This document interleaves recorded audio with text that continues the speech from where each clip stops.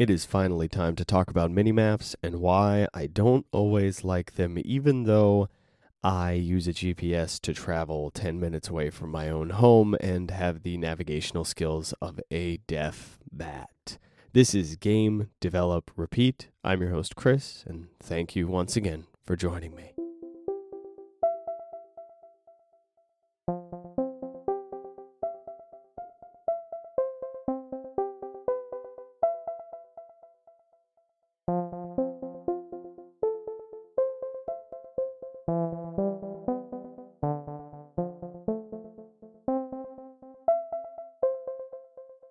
Look, I like minimaps. I look at them constantly. I stare at them like I'm gazing into the eyes of somebody that I'm falling madly in love with. I cannot stop looking at minimaps. And I think that's a problem. I think it's such a problem that we don't recognize the problems that it's causing. I suspect that sometimes when we look at a game and we go, the game design, the level design is too linear. The levels aren't interesting enough. There's not enough going on here. Part of the reason is because of the minimap. We look at the minimap and it makes us keenly aware of the level design. It simplifies the level design. It takes away all of the illusion, all of the visual noise that's going on that makes us think we're in this big, incredible world and pulls us away from the fact that it's just one line that we're traversing. It shows us that we're just following a line. It shows us that there's really not much going on. It takes us away from all of the beautiful lies that we're being told. And I like a minimap. I can't stop looking. Maybe it's from the Diablo 2 days. Maybe it happened because I would always play Diablo 2 and use the minimap to explore every single piece of the entire map that I could and make sure that I got all the loot that I could. Maybe it's because I get lost very, very easily, lose track of objectives, and I need help. I need to make sure that I don't miss anything, because God forbid I miss anything in a video game. God forbid I leave the experience incomplete in any way, shape, or form. You know what game I don't think about when I think about mini-maps? The Elder Scrolls Morrowind, which is a magical game from my childhood that in my mind doesn't even have a minimap. In fact, I don't think it does. Now, there is a map which you can refer to, but it's a little clunky. Oh, maybe you can set up the map on the screen, but it's just a little bit more difficult. It's just a little bit more labor intensive, and maybe you can put it there and keep it up all the time. I'm not sure, actually. I should look into that. But one way or another, somehow, the map is not that intrusive in that game. It didn't get to me. I think it's because the game has signposts built into the world. It has paths. It has a world that feels like it was made to be traversed. It has a world that makes you go, oh, okay, this is how I go there. That being said, I did pull up the map a lot, so it's not perfect. It's not perfect, but it's a lot more navigatable than a lot of the open world games that we play these days. But what about the very linear games? We don't need a minimap all the time. We don't require it. But personally, the moment that thing disappears, I go, uh-oh, oh no. I'm lost in the wild here. I don't have my protection. I don't have my seatbelt. I don't have my safety mechanism that makes sure that every single step along the way, I know exactly what I'm doing. I know exactly where I'm going, and I'm not going to get lost. I'm not going to get confused, and I'm not going to accidentally discover anything interesting about the game. No, I need to go from point A to point B, from point B to point C, and I need to know exactly what I'm doing. And oh my God, I got lost in a game? I got lost in a video game? What am I going to do? I miss that. And I don't want to go back to it. This is the great conflict of the minimap. I, as a player, will go, no, give me a minimap. I need a minimap. I want a minimap. I, as a player, don't have the confidence and understanding to say, I don't want a minimap. I'm not willing to go, yeah, you know what, the minimap, that's a bad thing. It actually makes me enjoy the game less. Get rid of it. As a player, I want the minimap. I want you to provide it to me. I want the option. I want it around. I want that convenience. I want to know that I can just explore the world very easily and just look at this little pocket and whatever. But if I'm very honest with myself, it makes my gaming experience worse. I am better off without the minimap. How did I realize this? I've been playing Expedition 33, and the most it gives me is a compass. And you know what I don't like? Not having a minimap, only having a compass. I want to explore every niche, every cranny, every little nook of the game, but when I don't have a minimap, I go, well, I'm just not going to explore every nook and cranny. And I'm like, I can't track all this. It's going to bother me. It's going to drive me insane trying to track every single nook and cranny. And I don't have the memory for this three-dimensional space. I have trouble with navigation like that. I'm just going to let it fly. I'm going to get as much as I can within reason, and then I'm just going to move on. And you know what that results in? Me enjoying the game and me looking at the environment and going, ooh, what's this? Ooh, what's that? Oh, that's so pretty. Oh, that's so cool. And secrets feel like secrets, and every discovery feels worthwhile, and I get to actually enjoy the incredible art that was made. How much of games do we just ignore because we're locked in on a mechanic? And does this apply to things outside of the minimap? Is there something where we're so focused, so laser focused on item management or stats or what have you that we just ignore an entire gameplay element, an entire mechanic, an entire element of character design, whatever it may be? Do we just become completely blind to something that people put hundreds, if not thousands of hours of effort into designing so that it can satisfy us, and we just go, oh, look at this little dot on this little circle. Has this little dot on this circle explored all of the lines that are in this circle?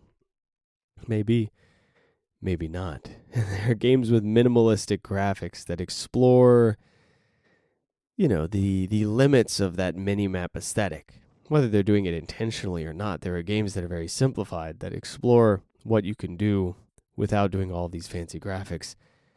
But I'm amazed at how much I ignore the beauty in games.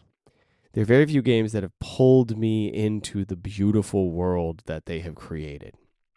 Eastshade is one of them. Hollow Knight is one of them. And Expedition 33 is doing a good job of it. And I look at those and I go, well, I don't remember staring at the map that much. Hollow Knight, I remember looking at the map frequently because I get lost easily. But it's not on the screen all the time. It's something I have to refer to. It's something I have to kind of learn and get to know. Eastshade, I don't remember looking at maps at all. That game is just so easy to orient yourself in because it's so unique and beautiful in every single screen. There's something going on that makes for a good reference point everywhere that you go. And I know that I want the minimap. I know that I crave a minimap in every game. And I know that it's bad for me. And that's what I really want to explore. Outside of the minimap, what other little conveniences are messing with us when we're playing a game? What little conveniences do we as players want that are actually getting in the way of enjoying the full picture of the game? And it's not just that we should appreciate all the beautiful art that they made and so on and so on and so on. It's not for the sake of the artist. They made that stuff because it makes a beautiful, incredible, immersive world, and we just ignore it to just stare at a minimap. What other little conveniences do games provide that keep us from enjoying the game, and where is the line? I want to explore that a little bit.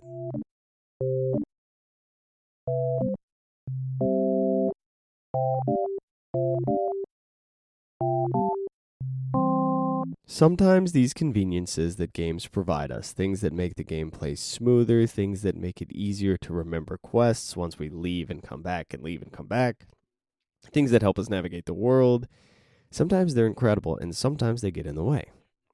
Now, the line that I'm thinking about, I want to try to find where this line is for me. It'll be different for everybody, I'm sure, but I want to find my spot for it. So the first thing I'm thinking is there anything that gets in the way of story, prevents you from enjoying the story? I've had a couple moments recently when I'm playing Expedition 33 where there's a journal entry thing and it's doing a voiceover and it's reading it to me.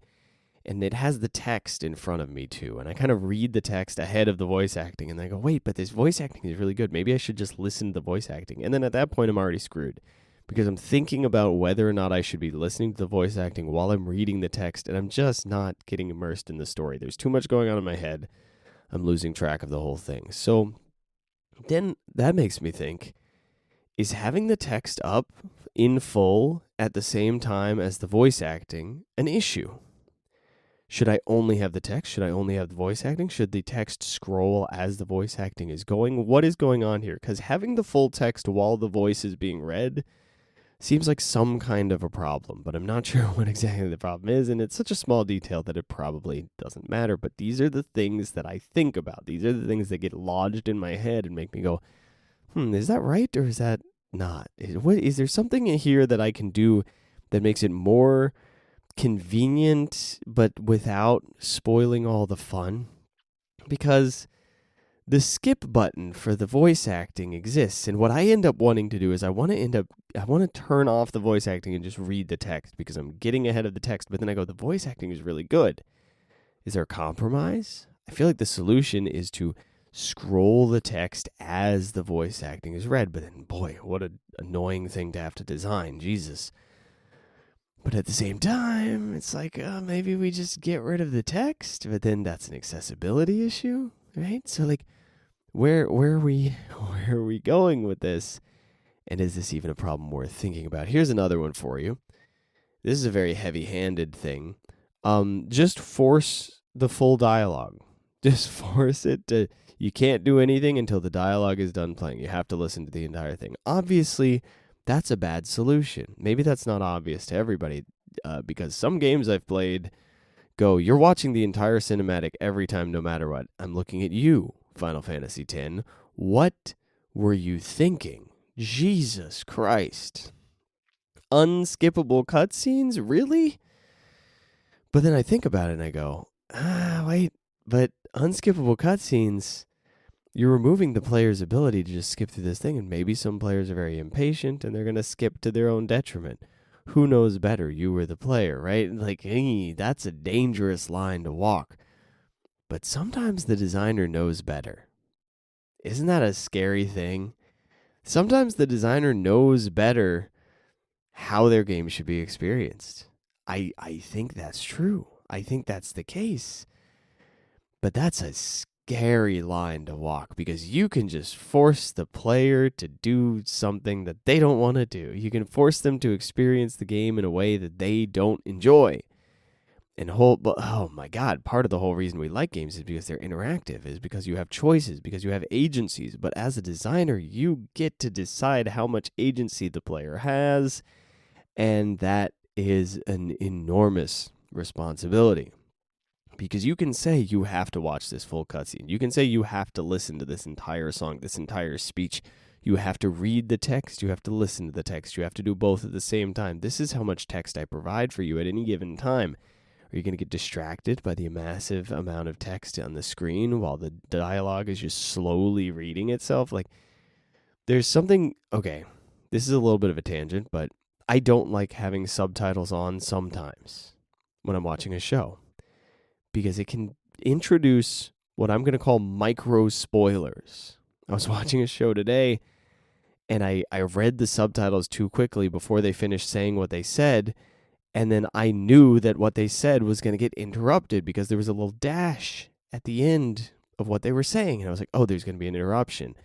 And then there's like a gunshot sound, and they get interrupted, and I'm like, oh, man, I wish I hadn't known that was going to happen. That spoiled something for me. So if you're providing dialogue and you have the full text written out, and the end of the text is like some weird surprising thing, and then there's voice acting, and you get to the end of it, it's like, don't we want a solution for this? But we kind of look at it and we go, it's such a small spoiler. It's such a small problem that we're not really that worried about it. It's fine. It's whatever. It's no big deal. Okay, cool. But doesn't it matter? Aren't these the little details in art that make something hit or not hit? We're manipulating people's emotions here. We're messing with people. We're changing their perception of this world. We're forming it so that they can be deceived. it matters whether or not they realize, whether or not they can predict the future with 100% certainty. Knowing what is going to happen in the future with 100% certainty is a problem in storytelling. It is bad. You need to kind of forget the future, I think. You need to kind of go, oh, maybe this is what's going to happen. I think this is what's going to happen. And then you need to be just a little bit surprised or maybe comforted by the fact that you guessed right or you remembered correctly. But if you can just read ahead, I don't know, man. I don't know. I'm not a big fan of that. Anyway, I'm getting off on such a weird little tangent. The point that I was talking about initially was mini-maps. Mini-maps are kind of a spoiler thing. They're a spoiler for exploration. They're saying, here's everything that's possible here. Now, you can not include things in mini-maps, and this is something that happens a lot, actually. Not as often as maybe I'd like to see, but there are secret zones, that don't show up in the minimap or only show up once you've already unlocked them. This is something Hollow Knight did great, or the secret zones that don't show up in the map until you've kind of broken into them. This is something that I think, for some reason, it's making me think of Sonic the Hedgehog, but that's a bit different. I'm forgetting which other game I've seen this in, but this exists, right? This idea of a zone that is not on the map. That's nice. It's a good thing to implement. It's satisfying. Oh, Path of Exile has this, oddly enough. And it's powerful to have a little secret that's not on the map. You begin to trust the map, and then you go, oh, wait, this isn't even on the map. That's incredible. But then you get to this point where you go, oh, wait, no, I can kind of recognize on the map where those zones are going to be. Right, you kind of get a sixth sense for it, or you just go, no, that's going to be one of those zones. Yeah, I think over here is going to be one. Oh, there's a suspicious gap in the minimap, or oh, there's this little outline. There's this graphical flaw that I've noticed whenever one of these zones appears, and oh, that must be where it is. But if you get rid of the minimap entirely, you get a whole different kind of surprise. It's not just that the minimap is a spoiler for the level around you most of the time. It's that the minimap is a spoiler for what's possible in the game. I'm not sure how else to explain. It's like a mechanical spoiler. There's something about it that just says, here's everything that's here. Here's everything you need to know. And anything beyond this is at the very least bonus, so don't really worry about it. Anything else is extra. This is it. This is what you need. And that's odd. It's uncomfortable. And there are things like timers. There are things like monster logs in games where it's like, here's, you've discovered 5 out of 200 monsters. You go, oh, well, I know there are 200 monsters, and that gives you a vague timeline for how many areas there are that you haven't explored yet, how many fights you haven't gotten into, how much more is in the game. And then there's just story beats that are subtly spoiled by the existence of a monster log. And I know that I'm being so particular here in just the stupidest way, but there are these conveniences that we put into games that create the weirdest spoilers. And one of the coolest things that some game designers will do is they will provide that spoiler and they will just expand it. They'll go, oh, by the way, I kind of lied to you a little bit. I know the monster log says there's 50 monsters, but hey, now that you've unlocked this new area, that's expanding. Hey, that's expanding to 200. And that's not that hard to do, like from a programming perspective. But I think it's hard to have the presence of mind to say, this is going to be a really nice surprise. Let's just do this little detail. I know it's annoying to add, but let's just make it so that it appears that it's one thing and then later it's something else. Let's let the player believe that everything is limited, everything is very tight, everything is exactly this way, and then we're just going to expand it. We're just going to make the map a little bigger. We're going to make it clear that the world is a bigger place than they thought that it was. The map is less accurate than they thought that it was.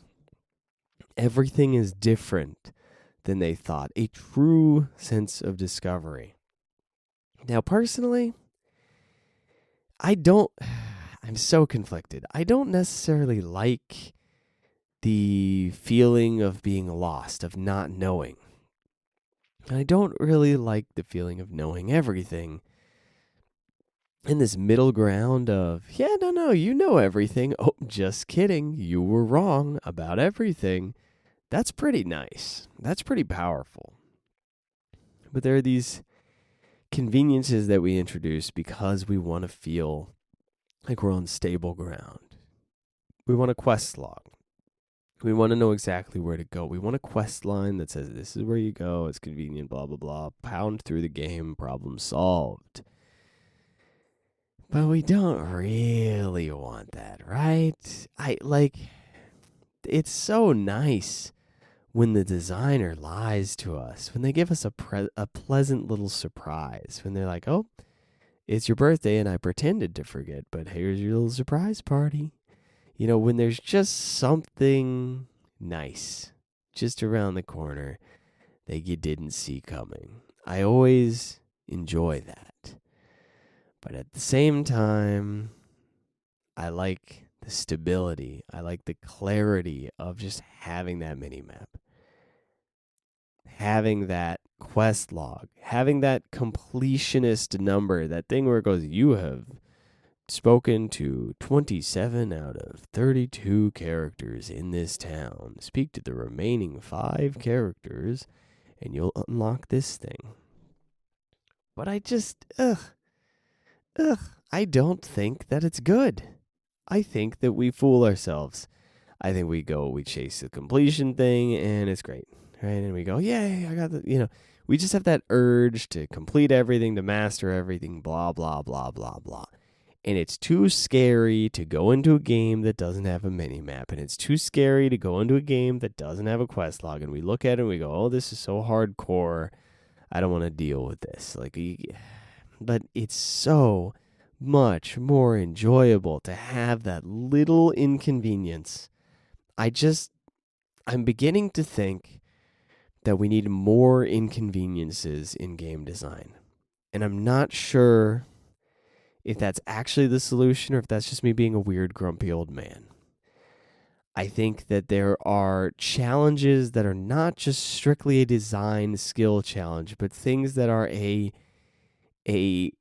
relief, a tension release moment of, oh, I figured it out. Or, oh, I learned where everything is. Now I don't have to deal with that.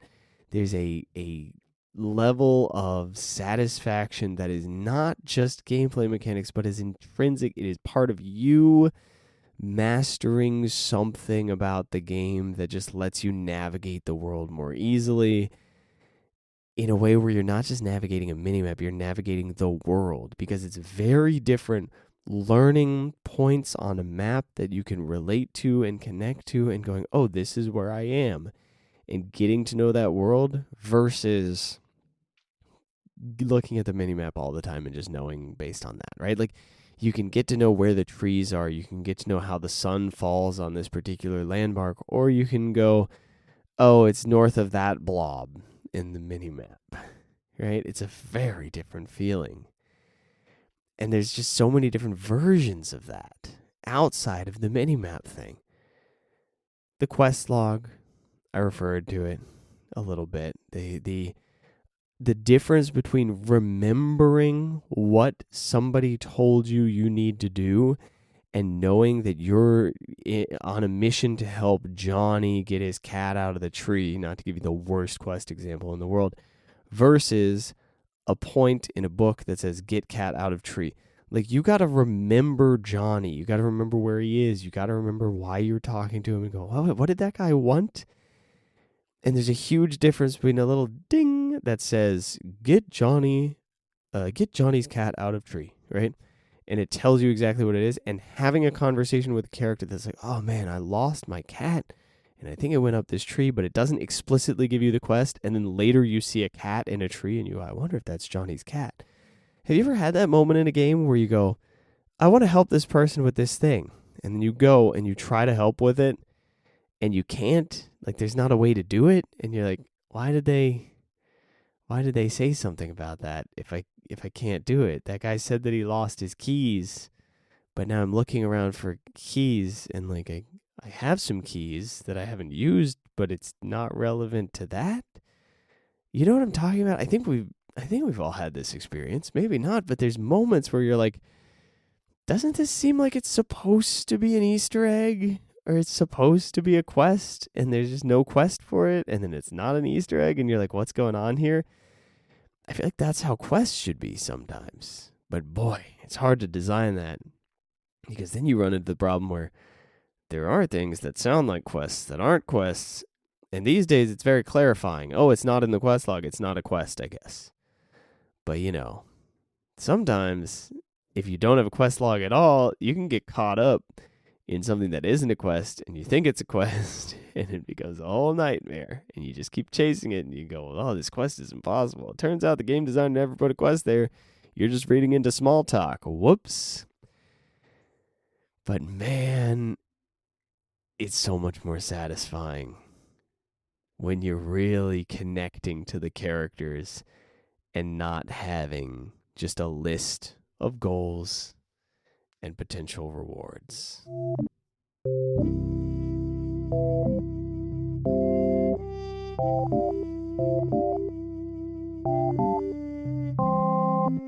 All right, everybody. Thank you so much for joining me this week. Forgive me if I was a little repetitive this episode. I've gotten so locked in on this Minimap thing, and it's difficult to express the breadth of feelings that I have about it. There's a large number of interconnected thoughts that are hard to get out, and it doesn't help that I'm a little bit sleepy while recording this episode. So hopefully I'll be a little bit more locked in next week, and hopefully you tracked everything that I was saying this week. Here's my question for you. What little inconvenience in a game do you think is actually useful, is positive? Is there an inconvenience that you think, I wish we still had more of that. I actually like that inconvenience. I got a lot out of it.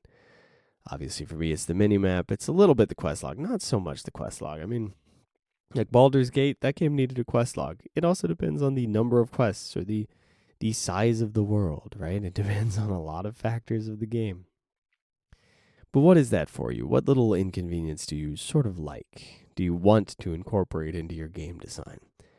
And that's everything that I've got. Thank you for joining me this week. I'm going to go get some sleep. Hopefully you guys are getting plenty of rest. It's an important part of life, I guess. It's an important part of creativity. If you're not getting enough rest, every time you sit down to program, you're just going to fall asleep, man. It's no good. All right, everybody get out there, make some stuff, and have fun with it. I will see you in the next one. Bye-bye.